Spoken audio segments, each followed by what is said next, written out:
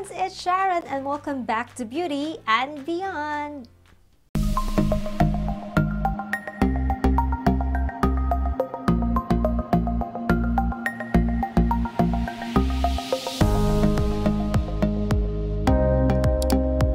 So welcome back mga friendships. So in today's video, I will be sharing to you some Japanese brands or skincare products that has worked for me, that has made or helped my skin look decent again. So if you are new to this channel, if you haven't watched my previous videos where I tried a lot of stuff on my skin lately, orally and topically. So I'm that crazy, guys. I really tried a lot of stuff just to all of you, to save you from disaster.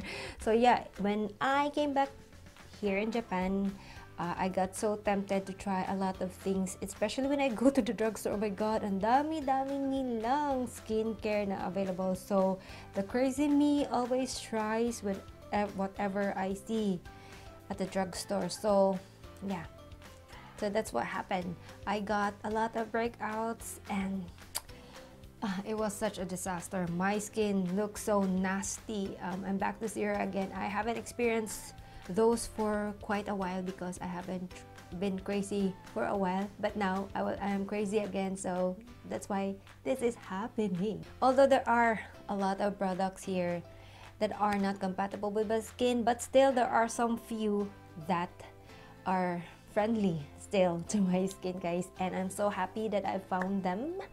It's because they have saved me so much. So today I will be sharing this to all of you.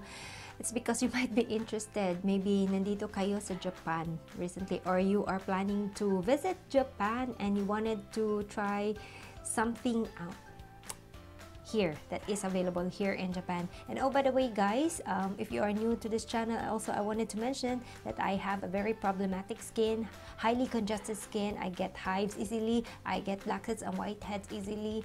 Yeah, very problematic and very oily skin, and I am already in my late 30s, so I have matured skin already. So I just wanted that to make as a preference on your skin. Yeah, so yun nga, I'm so excited to share to all of you what are these products that had worked on me while I'm here in Japan, because it is really a struggle in finding something that would really work for me. So I just wanted to share this to all of you guys para hindi na din kayo mag-struggle gaya ko. So there are a couple of them, so let's get started. I'm gonna show you what are they. So I think we're going to start with the cleanser. Yeah, this one is really very popular here in Japan. It is even #1 in their Cosmo site. So I was really thrilled to try this one, and high expectation na din kasi #1 siya sa Cosmo. So ayun, medyo kaba-kaba din tayo kasi hindi din natin alam kung magwo-work siya or it will add to the disaster, no? So but still, I pulled the trigger again to try this. So let's start with the cleanser. Yeah, and I was really hoping that this will not add with the congestion in my skin. So the first cleanser that I will be talking about is this one from Clearasil. Although Clearasil is available worldwide, yeah, matagal na tong yung pimple or acne fighting na product in Clearasil. Yeah. So this one has salicylic acid, I guess. So I was searching for like what is the Nihongo for salicylic acid. So I found this one, and ito nakahilera sa mga acne section ng drugstore. So yeah, I've tried this before and this has worked, so I realized, oh, I'll just try Clearasil kasi nag-work naman siya sa akin before. So I got this type, I don't know, shikari type. I think I forgot what this mean. I will just put a subtitle or something, details sa screen what this means, yung shikari type. Basta I got this one in particular kasi this one is the best for my skin. So this one from Clearasil. And then the next cleanser that I got is this one, this two, from Rosette Cleansing Paste. Ayan, this is very popular here in Japan, especially this one. This is number 1 in their Cosmo site. May sticker dito na nakalagay na number 1. And this one in particular, ito pala, is for acne care. Ayan, bago to kasi naubos ko na yung isa because I really love this one. So this one in particular is the acne care. Ayan, yung blue one. And this one is yung regular lang nila na Kaidai Smooth. Basta Kaidai Smooth. Ayan, yung regular na. Although this one is for acne skin, but this did not made my skin dry after washing, guys. It is so amazing. Hindi nagda-dry talaga yung skin ko. Unlike with other, if I use like other, tawag yung AHA na na ginamit ko while I was using this that was so drying to the skin, but this two did not dry my skin. It made my skin still clean, but still not dry. It's still moisturized. So I really like this one. This has really helped so much with my problematic skin. So the next one is this one. Ayan, from Dead Clear ba to? I don't know. Basahin nyo na lang. Dead Clear. It's their Bright and Peel AHA and BHA Fruit Peeling Gel. So, I don't know if you remember that yung Curel, it's very popular before, yung Curel na gel siya, tapos you apply this on your dry face, tapos when you apply this, yung parang may nagpipil na balls sa face nyo. So, I don't know if I'm going to insert a clip while using this one. So, this one is that. Yung gel siya, tapos i-massage nyo sa face nyo, tapos parang instantly nagpipil yung face nyo. Eto yun. Yung parang Curel. So, it has AHA and BHA and yeah, this really helped so much with the congestion of my face. So when I was searching for like remedy on my freaking face, I realized that I need salicylic acid. Yeah, a strong one, a strong salicylic acid. Although meron ng salicylic acid yung Clearasil, but it's a washable, diba? Nasa siya, nasa facial wash. I need something that is that I could leave on my face. So I was thinking I need a toner that has salicylic acid. So it was really a struggle finding a toner here because it's all in kanji. Hindi naman ako marunong magbasa ng ng kanji, no?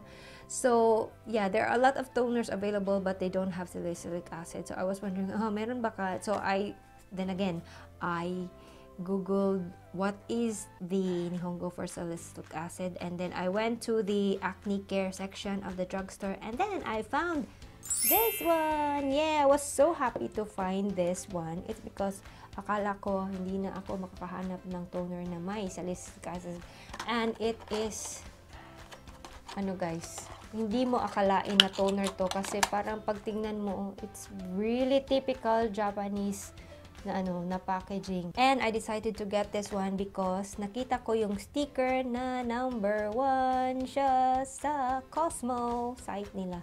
So this must be very good kasi nag-number 1 siya. So I searched the ingredient, tapos meron siyang salicylic acid. So ito yung kailangan ko. And then, diba, I did not expect, I've seen this one sa drugstore for the longest time, but I wasn't expecting na salicylic acid pala to. Wait until you see yung looban niya, guys. Are you ready? Kidding! So, eto yung itsura niya, diba? It looks like not a toner. It looks like a perfume, like yung sa old people.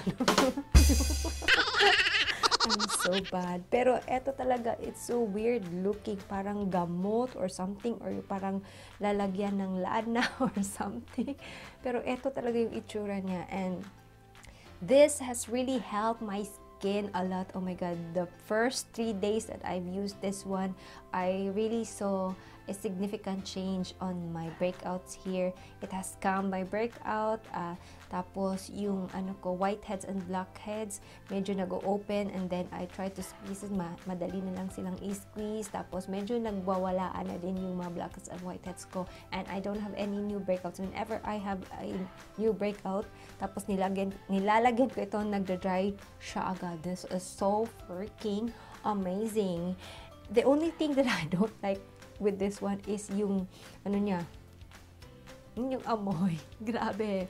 The smell is so strong whenever I apply this, kasi usually yung problematic area ko is dito, 'di ba? Yung sa mouth area ko. So naamoy ko talaga siya. And then it's so freaking strong. And you know me naman, I have sinusitis, so my nose is very easily irritated or very sensitive to smell. So ayan, it gives me a headache sometimes, but there's nothing I can do. I need to clear this nasty pimples on my face. So but overall, I really like this one. I highly recommend this one. You would not believe na salicylic acid toner pala to, no? Kasi parang weird yung, tapos yung packaging ganyan pa. So highly recommend this one. If you're here in Japan and you are looking for a salicylic acid na toner, then try this one, guys. Hindi kayo magsisisi. So last but not the least is yung moisturizer natin. I did not see any essence. There's no need for me to use an essence. So the last but not the least na product that did not made my skin congested and did not add any breakouts on my skin is this one. Yeah, this one. I don't know what is the name of the brand. Yeah, this is your this one is from Roto, but I don't know what is the brand. Basta eto lang talaga yung ano, tinatandaan ko eto. Kasi before, eto yung brand na ginagamit ni Rookie sa kanya, but he was using the lotion one or yung milky one. And I think wala pa ito before because I haven't seen this one before. So when I saw this, kasi na yung isang type nito, yung lotion or milk one, medyo okay naman yung skin ko doon. Hindi naman ako nagbe-breakout, hindi din ako although my problem with that one is that it looks so oily on my skin, kasi yun nga, oily skin ako, diba? So it looks really oily on my skin. It's good sa nighttime, but on daytime, hindi talaga siya pwede kasi it's so oily on my skin. So I am so happy when I saw this one and excited to try, kasi sa isip-isip ko baka hindi ako mag-breakout nito kasi okay naman yung isa na ginamit ko to. So I got this one, and yeah, it is such an amazing product kasi it has a built-in SPF of 50 already, PA+++++, and maganda din daw to sa shimmy yung mga dark spots. By the way, guys, this particular moisturizer is an anti-aging moisturizer. Yeah, catered for those who have matured skin like me. So yeah, it is so amazing. My experience on this one, whenever I use this sa umaga, my skin looks so bright. Yeah, it is such an amazing. Ito pala yung itsura niya from the inside, as you can see, as in konti na lang. Oh, this would really last you a very long time. I guess konti lang kasi it lasted me like 3 months or more. Yeah, 3 months or more. And this one pala has collagen, hyaluronic acid, and CoQ10. Yeah. Tapos ano din siya, 5-in-1 na din na moisturizer. You could use this as yung day cream, night cream, tapos yung parang facial mask na cream or night mask na cream. Tapos meron na din siyang yun nga, SPF UV cut. Ayun, so I'm so happy when I found this one because this has been a lifesaver on my face. This has made my face super moisturized. I also even use this at night kasi I love this so much, and it did not break me out. It did not give me whiteheads and blackheads. So happy. I highly recommend this one. Even though if you are still on your 20s, you could still use this one. Prevention is better than cure naman, diba? So it is such an amazing moisturizer. Highly recommend this one from Roto. So, ito yung itsura na, ito yung box. So, those are all the products that I have been using to at least remedy my very problematic skin, and I was so happy that I have found them kasi they have worked for me. So, I hope that they will work on you too if you are here in Japan, and if you are looking for products that will, you know, help you in your skin. If you have the same skin like me, maybe you could try the products that I mentioned a while ago because it has really worked on me wonderfully. So I think that's it for today's video, and if you have any questions or suggestions, just feel free to leave it in the comment section down below. And I hope that this video has helped you with your skin. Yeah, the goal of this video is really to help others, save you some coins before you buy. I hope I delivered that today. So thank you so much for watching, and always remember, the makeup is not a mask worn to hide oneself, but rather it makes you a better you. Thank you once again, mga friendships, and I hope to see you on the next one. Bye!